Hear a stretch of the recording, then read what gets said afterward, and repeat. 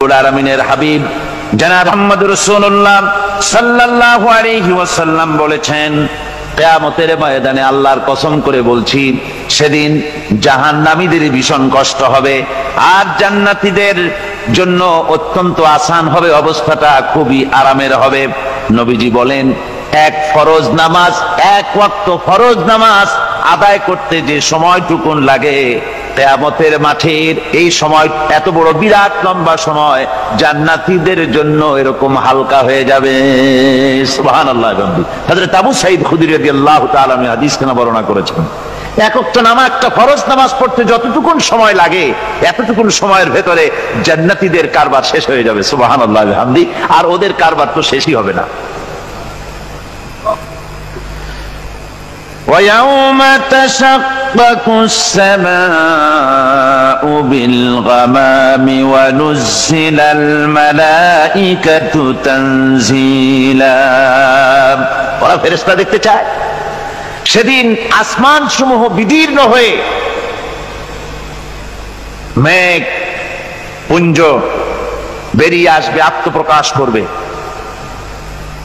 তার ভেতর থেকে ফেরেশতারা ক্রমাগত নাজিল হতে থাকবে। আর অবস্থাটাই হবে, আল মুলকু ইয়াউমাইযিনিল হাক্কু লিররহমান ওয়া কানা ইয়াওমান আলাল কাফিরিনা আসীরা। আর সেদিনে বাদশাহী হবে কেবলমাত্র রহমানেরই। ওয়া কানা ইয়াওমান আলাল কাফিরিনা আসীরা। আর সেই কিয়ামতের দিন, সেই সময়টা হবে কাফেরদের জন্য বড়ই কঠিন। এখানে কিয়ামতের কিছু কথা বলা হচ্ছে, কিছু আভাস দেওয়া হচ্ছে যে আসমান সমূহ বিদীর্ণ হয়ে মেঘ পিণ্ড বেরিয়ে আসবে এবং তার থেকে ক্রমাগত ফেরেশতারা নাজিল হতে থাকবে। আল্লাহর হাবিব বলেছেন, কেউ যদি কিয়ামতের দৃশ্য দেখতে চায় সেজন্য সূরা ইজা শামসু কুবিরাত ওয়া ইজা সামাউন ফাতারাত, ইজা সামাউন শাক্কাত, এই সূরাগুলি যেন পড়ে, তাহলে কিয়ামতের দৃশ্য তার চোখের সামনে প্রতিভাত হবে। কিয়ামতের দৃশ্যটা আসলে কেমন হবে সেই সূরাগুলি তেলাওয়াত করলে সে বুঝতে পারবে। যেমন আল্লাহ পাক বলছেন, إذا السماء فطرت وإذا الكواكب انتثرت وإذا البحار فجرت وإذا القبور بعثرت।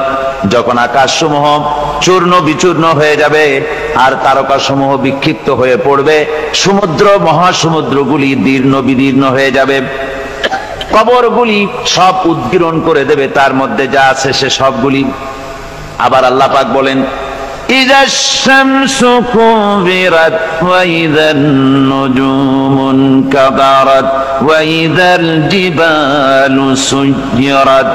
সূর্য যখন ঢেকে যাবে, তারকাগুলি যখন বিপর্যস্ত হয়ে যাবে আর পাহাড়গুলি যখন চালিয়ে দেওয়া হবে, এই দৃশ্য তোমরা দেখতে পাবে। فإذا النجوم طمست وإذا السماء فرجت وإذا الجبال نسفت। সেদিন অবস্থা এমন হবে, সমস্ত তারকাগুলি স্তিমিত হয়ে যাবে আর আকাশসমূহ দীর্ণ বিদীর্ণ হয়ে যাবে। আর দেখতে পাবে পাহাড়গুলি, সমস্ত পাহাড়গুলিকে উড়িয়ে দেওয়া হবে। আবার অবস্থা আরো কি হবে, فإذا برق البصر وخسف القمر وجمع الشمس والقمر।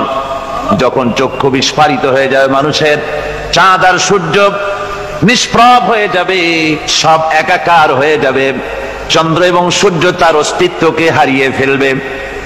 শুধু তাই নয়, ওয়াহুমিলাতিল আরদু ওয়াল জিবালু ফাদুক্কাতা দাক্কাতাও ওয়াহিদা। জমিন ও পাহাড়গুলির মধ্যে সংঘর্ষ লাগিয়ে দেওয়া হবে আর তা এক ধাক্কায় জমিন এবং সমস্ত পাহাড়গুলি চূর্ণ বিচূর্ণ হয়ে যাবে। সুবহানাল্লাহ ওয়া বিহামদিহি। আল্লাহ রাব্বুল আলামিন বলছেন, এইভাবে করে কিয়ামতের দৃশ্য, বিভীষিকাময় দৃশ্য তোমরা দেখতে পাবে। আর সেদিনের রাজত্বটা কার হবে? আল মুলকু ইয়াউমাইযিনিল হাক্কু লিররহমান।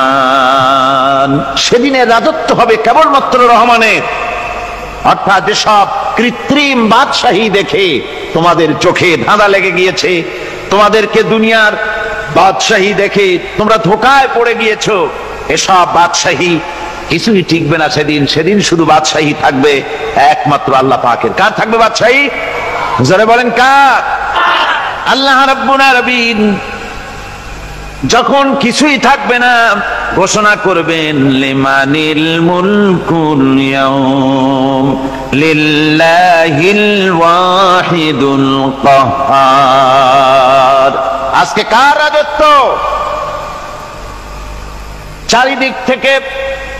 চারিদিক থেকে আওয়াজ আসতে থাকবে, পরাক্রমশালী আল্লাহ রাব্বুল আলামিনের রাজত্ব আর কারো নয়। হাদিস শরীফে এসেছে, বুখারী মুসলিম শরীফের হাদিসে এসেছে, আল্লাহর নবী বলেন আল্লাহ রাব্বুল আলামিন তখন তার এক হাতে আকাশ মণ্ডলীকে ধারণ করবেন, আর এক হাতে জমিনকে ধারণ করবেন। আকাশ মণ্ডলী এক হাতে, জমিন এক হাতে। এভাবে আল্লাহ রাব্বুল আলামিন বলবেন আইনাল জাব্বারুন আইনাল মুতাকাব্বিরুন। কোথায় সেই স্বৈরাচারীরা? কোথায় সেই দুর্বিনীত অহংকারী স্বৈরাচার যারা আমার জমিনের উপরে, আমার মানুষের উপরে রাজত্ব চালিয়েছে? তারা আজকে কোথায়? কোথায় সেই অহংকারীরা?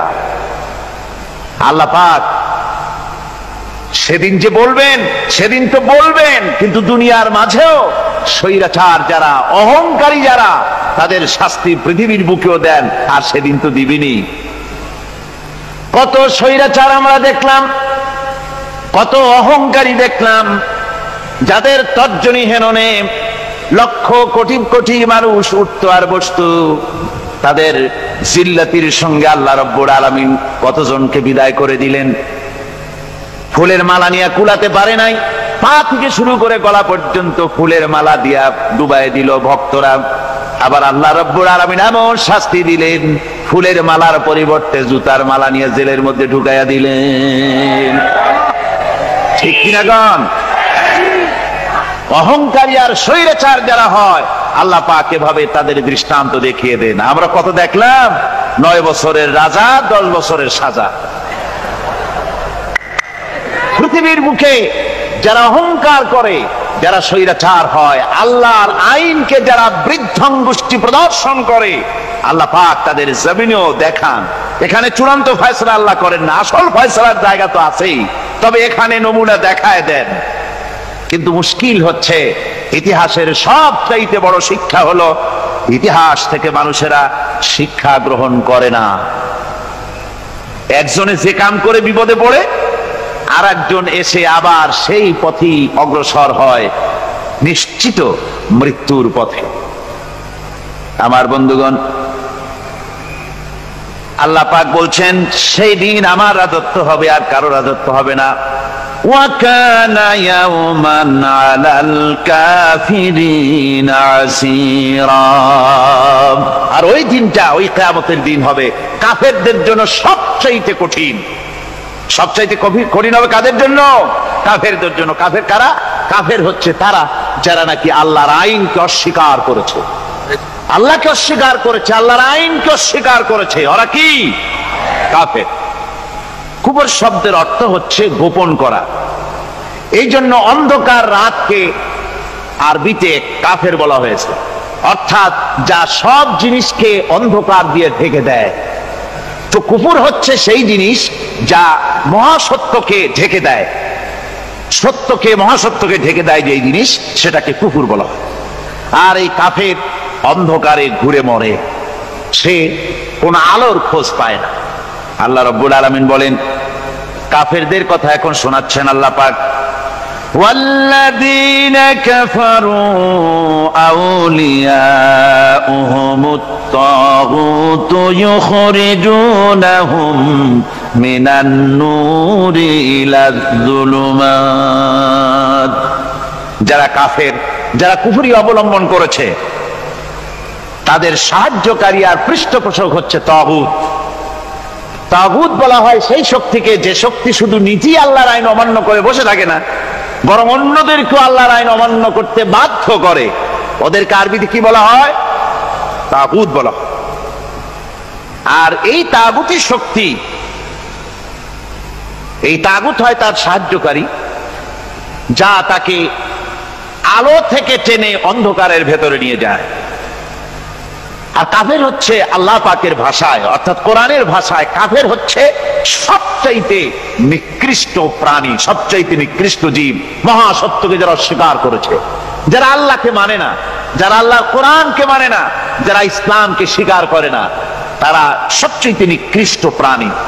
আল্লাহ রাব্বুল আলামিন বলেন, ইন্না শাররাদ দাওয়াবি ইনদাল্লাহিল্লাযীনা কাফারু ফাহুম লা ইউমিনুন।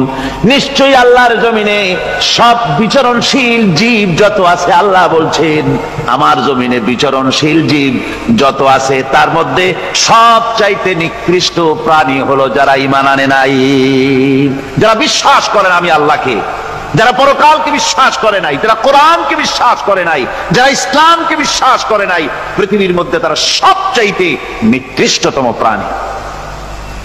আল্লাহ বলেন শুধু নিকৃষ্ট জনক নিকৃষ্ট প্রাণী বললেই সারে না, এরা হলো চতুষ্পদ জানোয়ারের মতো।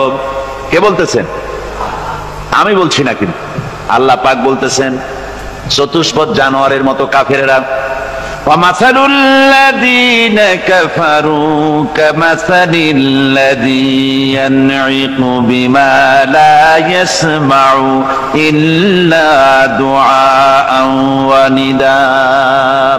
এই কাফেরদের দৃষ্টান্ত হচ্ছে সেই রাখালের মতো, যে রাখাল তার পশুদেরকে ডাকে, আর ওই পশুরা একটা ডাক শোনে মাত্র, কিন্তু কি যে বলে তা তো পশুতে বোঝেন।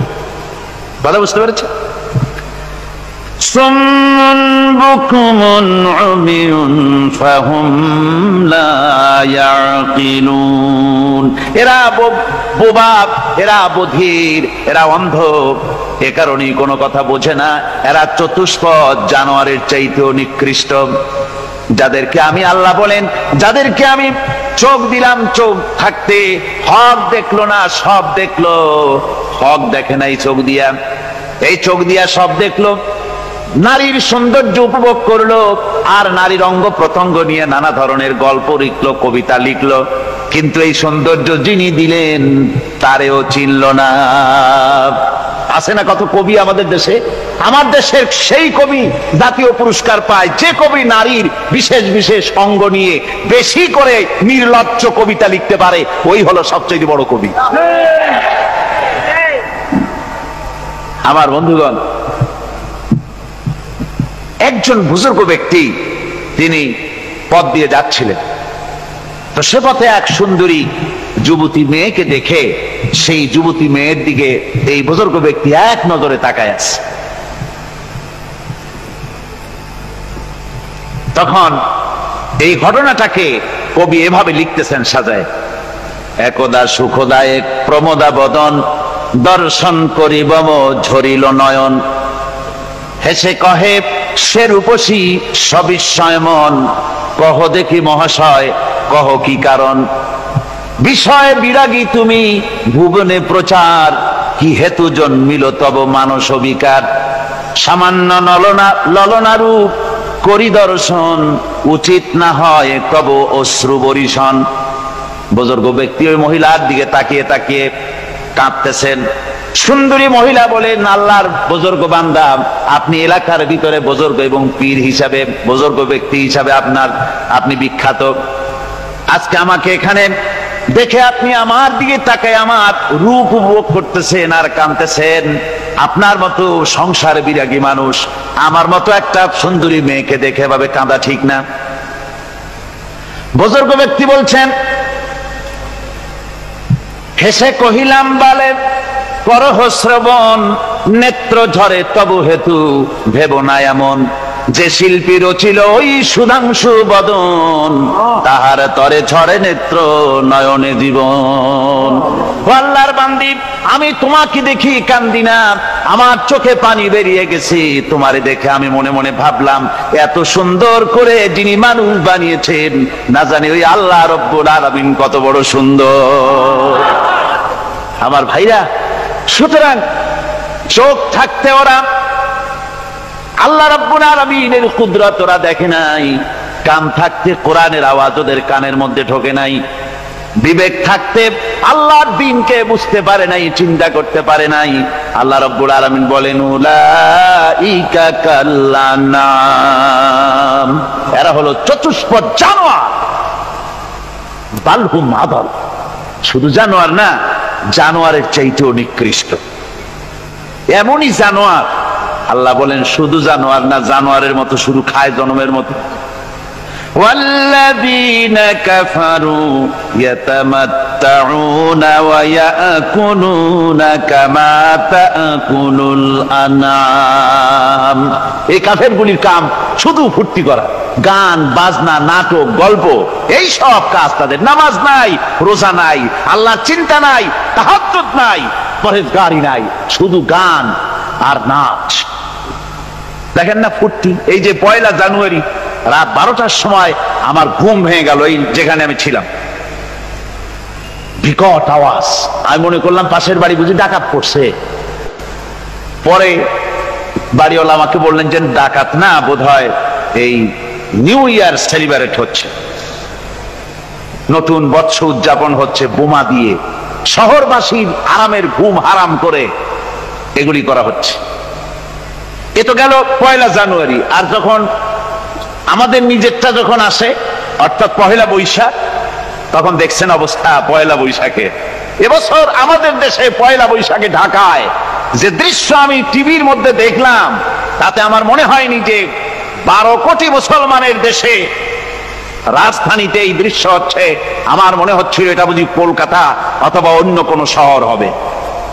আমি দেখলাম সমস্ত যুবক যুবতী, নারী পুরুষ, বিভিন্ন বয়সের লোক সব একসঙ্গে রাস্তায় নেমেছে, নাচতেছে। তার মধ্যে বুদ্ধিজীবী আছে, শিক্ষিত লোক আছে, সমানে নাচতেছে। আর তাদের মুখোশ পরা, বানরের মুখোশ, কুকুরের মুখোশ, শূকরের মুখোশ, ঘোড়ার মুখোশ, পাপী শিয়ালের মুখোশ, এই মুখোশ পরে এভাবে নাচতেছে। আমি চিন্তা করলাম, নববর্ষের সাথে কুত্তার মুখোশের সম্পর্ক কি? নববর্ষের সাথে পাপী শৃগালের মুখোশের সম্পর্ক কি? তাহলে ওরা কি বলতে চায় যে আগামী বছরটা আমরা কুত্তার ভূমিকায় অ্যাক্টিং করব, অথবা শৃগালের মতো ধূর্তামি করব জাতির সাথে? তারপরে কি করলো? সকাল বেলায় যুবক যুবতী 1 বৈশাখ সূর্য উদয়ের আগে রমনা লেকের পাড়ে গিয়ে সব দাঁড়িয়েছে বাসন্তী রঙের শাড়ি পরে। তারপরে সেখানে দাঁড়িয়ে সূর্য উদয়ের পানে তাকিয়ে সকাল বেলায় ভাবে করজোর করে বলছে, এসো হে নববৈশাখ স্বাগতম হে। নববৈশাখ অলক্ষে বোধহয় এটা শুনে বলতেছে, বাবাজিরা আমারে ডাকতেছো, অপেক্ষা করো, আমি আসতেছি। আমারে ডাকতেছো, আমি আসতেছি, কোমরে গামছা বেঁধে আসতেছি, 225 মাইল স্পিডে আসতেছি, 30 ফুট উঁচু জলোচ্ছ্বাস নিয়ে আসতেছি, নববৈশাখের মজা সাত চাকায়। আমার ভাইরা, মুসলমান নববর্ষ উদযাপনের সাথে মুসলমানের কিসের সম্পর্ক? মুসলমান যদি এই দিন উদযাপনই করে, তাহলে তাকে করতে হবে ফজরের নামাজ পড়বে। মুসলমান নববর্ষ উদযাপন করবে, ফজরের নামাজ পড়বে, তারপরে কোরআন শরীফ তেলাওয়াত করবে, দরুদ শরীফ পড়বে, আল্লাহর দরবারে হাত তুলে বলবে, রব্বুনা রাব্বিন, 1 বছর পার করে দিলাম, নাফরমানি ছাড়া কিছুই তো করি নাই, বিগত বছরে যা করেছি মাফ করে দাও, আগামী বছরটা গোটা জাতি আর দেশের জন্য কল্যাণকর মঙ্গলময় করে দাও। এটাই তো বলা উচিত ছিল নাকি? বলে তা না করে, তা না বলে বৈশাখের পরিচালককে না ডেকে সরাসরি বৈশাখকে আহ্বান করা হয়েছে, আর বৈশাখ আহ্বান করার মজা জনমের মতো দেখাই দিয়েছে। আল্লাহ রাব্বুল আলামিন তাই বলেন, কাফেররা তাদের কাজ হলো শুধু খাওয়া, তারা এমন খাওয়া খায় জনমের মতো খায়। ইয়াকুলুনা কামা তাকুলুল আনাম, জানোয়ারে যেমন খায় ওই রকম খায়। তার মানে খায়, একটু বিসমিল্লাহ কয় না, খায়া যখন ছেড়ে দেয় তখন আলহামদুলিল্লাহ বলে না, বাহাত দিয়ে খায়, আবার বাহাত দিয়ে খায়। ডাব একটা কাটলো, বিসমিল্লাহ নাই, খাইলো, 2-4 ঢোক খাইয়া পুরা ডাবটার ফেলাই দিল। ডাবটা কি তোমার বাজান তৈরি করছিল নাকি? একটু বিসমিল্লাহ বললা না, একটু শুকরিয়া আদায় করলাম। আমি গত এই ডিসেম্বর গেল, ডিসেম্বরের 16 তারিখ আমেরিকা থেকে এসেছি। ওখানে দেখলাম তারা প্রতি নভেম্বর মাসের শেষ বৃহস্পতিবার থ্যাঙ্কস গিভিং ডে অবজার্ভ করে। তা আমি জিজ্ঞেস করলাম, থ্যাঙ্কস গিভিং ডে জিনিসটা কি?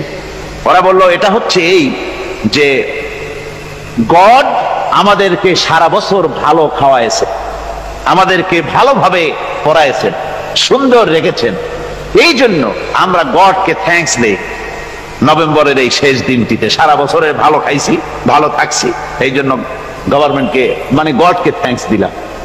আমি আমার আলোচনায় সেখানে বললাম যে দেখেন, রাশিয়ার সাথে আমেরিকার পার্থক্য তো এখানে, ওরা গডকে অস্বীকারই করেছে, গডই মানে না।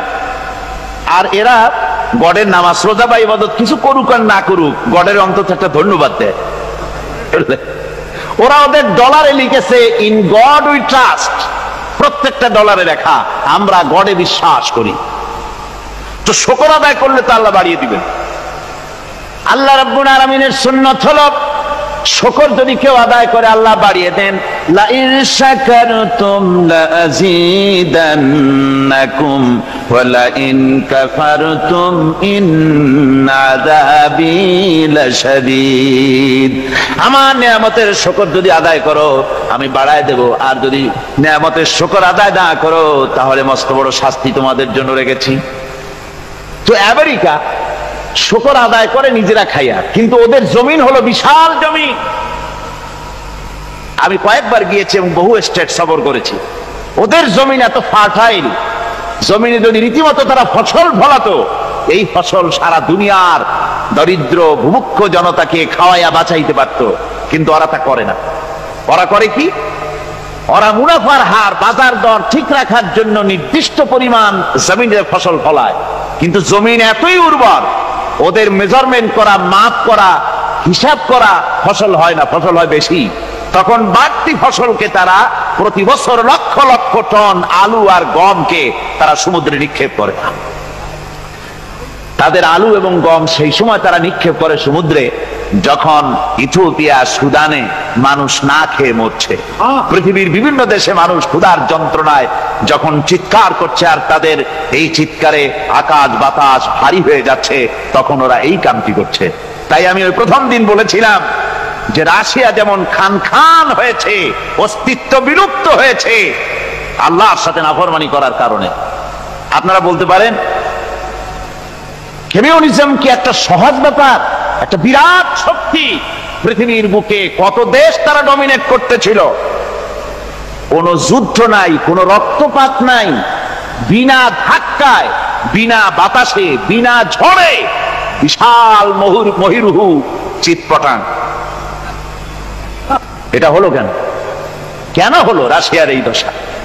আমি লালদিঘির ময়দানে বলে গেছিলাম, আমি চিন্তা করে যেটা পাইছি সেটা হচ্ছে এই, দুনিয়ার সমস্ত মতবাদ আল্লাহকে কোনো না কোনো প্রকারে স্বীকার করে। তার কথা মানুক আর না মানুক, আছে একটা কিছু, এতটুকুন বলে যে আল্লাহ আছেন বা গড আছে বা একটা কিছু আছে। কমিউনিজম, সমাজতন্ত্র হলো পৃথিবীর একমাত্র নিকৃষ্ট মতবাদ, যে মতবাদ সরাসরি আল্লাহকে অস্বীকার করেছে, বলেছে আল্লাহ নাই, দেয়ার ইজ নো গড। তারা ধর্মকে আফিম বলেছে। আল্লাহ পাক তাই কোন যুদ্ধ ছাড়া, কোন মারামারি ছাড়া, কোন রক্তপাত ছাড়া এই বিশাল শক্তিকে ফুৎকারে উড়িয়ে দিলেন, তুলার মতো হয়ে। গোটা রাশিয়া তুলার মতো হয়ে পেঁজা তুলা, ধোনা তুলার মতো হয়ে সব উড়ে চলে গিয়েছে, অস্তিত্ব বিলুপ্ত হয়ে গিয়েছে। কিন্তু আমাদের দেশের খুচরা কমিউনিস্টরা এখনো স্বপ্ন দেখে। ওই যে কালকে বলেছি, তারা বলে কলমের খোসা এটা এখনো নষ্ট করা যাবে না, এটা এখনো চালু করা হবে, এখনো চীনে আছে, এখনো কিউবায় আছে। ওই কিউবা থেকে, চীন থেকে ফিদেল কাস্ট্রোর একটু আওয়াজ শোনে, চীন থেকে মিস্টার ব্যাং না কি জানি না, ব্যাং এর আওয়াজ শোনে, আর তাই মনে করে এ বুঝি সমাজতন্ত্রের বিজয়ের গান। না, চীন থেকে আর কিউবা থেকে যে আওয়াজ আজকে উঠতেছে, এই আওয়াজ সমাজতন্ত্রের বিজয়ের আওয়াজ নয়, এটা হলো সমাজতন্ত্রের মরণ যন্ত্রণার গোঙানির আওয়াজ। কাজী এরা দুনিয়ার বুকে শুধু আনন্দ এবং ফুর্তি করে, আল্লাহর হককে, আল্লাহকে চিনতে তারা ব্যর্থ হয়েছে। আল্লাহ রাব্বুল আলামিন বলেন, অবিশ্বাসীদের কৃতকর্ম, তাদের কাজগুলি, তাদের কর্মফল সব নিষ্ফল হয়ে যাবে। ওয়াল্লাযীনা কাফারু আ'মালুহুম কাসারাবিন বিকিআতিন ইয়াহসাবুহুল যামআনু মা। আল্লাহ পাক বলেন, কাফের যারা, অবিশ্বাসী যারা, যারা আমাকে অস্বীকার করেছে, অবিশ্বাস করেছে, তাদের আমলগুলি হলো মরুভূমির মধ্যে মরীচিকার মতো। মরুভূমির মরীচিকা, মানুষ যখন মরুভূমির ভিতর দিয়ে যায়, পানির পিপাসা লাগে, দূরে দেখে পানি চিকচিক করতেছে, আর ওই মরীচিকা যেটাকে সে পানি মনে করেছিল, হাত্তা ইযা জাআহু লাম ইয়াজিদহু শাইআ, যেটাকে সে পানি মনে করে ছুটতেছিল, যখন কাছে গেল, আল্লাহ পাক বলেন কিছুই সেখানে পায় না, শুধু মরীচিকা, বালু আর বালু। এরকম করে যারা আমার দিনকে অস্বীকার করেছে, আমাকে অস্বীকার করেছে, তারা যত ভালো কাজ করুক আর যাই করুক না কেন, তাদের কৃত কর্মগুলি এভাবে সব নিষ্ফল। এ হলো এক কথা। 2 নম্বরের কথা হলো, ওরা মনে করেছিল সমাজতন্ত্র শান্তি দেবে, কমিউনিজম শান্তি দেবে, সোশ্যালিজম শান্তি দেবে, ক্যাপিটালিজম শান্তি দেবে। এই শান্তির চিন্তা করে অগণিত মানুষকে হত্যা করে সমাজতন্ত্রের রাজত্ব যখন কায়েম করলো, 70 বছর চলে গেল, তারপরে তারা দেখলো হাত্তা ইযা জাআহু লাম ইয়াজিদহু শাইআ, কিচ্ছুই পেল না। তারা ক্ষুধার যন্ত্রণায় মরলো, কাপড় নাই, খাবার নাই। তারা ওই রাশিয়া থেকে, চেকোস্লোভাকিয়া থেকে, যুগোস্লাভিয়া দিয়া, রোমানিয়া থেকে, হাঙ্গেরি এবং পোল্যান্ড আর মঙ্গোলিয়া থেকে, সেখানে সমাজতন্ত্র তাড়াতে আমরা যাই নাই। আমরা সেখানে সমাজতন্ত্রের বিরুদ্ধে তাফসীর করি নাই, ব্যাখ্যা করি নাই, বক্তব্য রাখি নাই। ওই সব দেশ থেকে সমাজতন্ত্র তাড়াইছে কে? কারা তাড়িয়েছে? না না, ওরা নিজেরাই, সেই দেশের জনগণই এটাকে উৎখাত করেছে তাদের জমিন থেকে। আল্লাহ পাক বলছেন, যারা আমার দিনকে, আমার বিধানকে যারা অস্বীকার করবে, তারা এই অস্বীকারী অবস্থায় যদি মৌত হয়, আমার সমাজতন্ত্রী কোনো ভাই যদি এ মাহফিলে থাকেন, কমিউনিস্ট কোনো ভাই যদি এ মাহফিলে থাকেন, তাহলে শুনুন আল্লাহ কি বলতেছেন।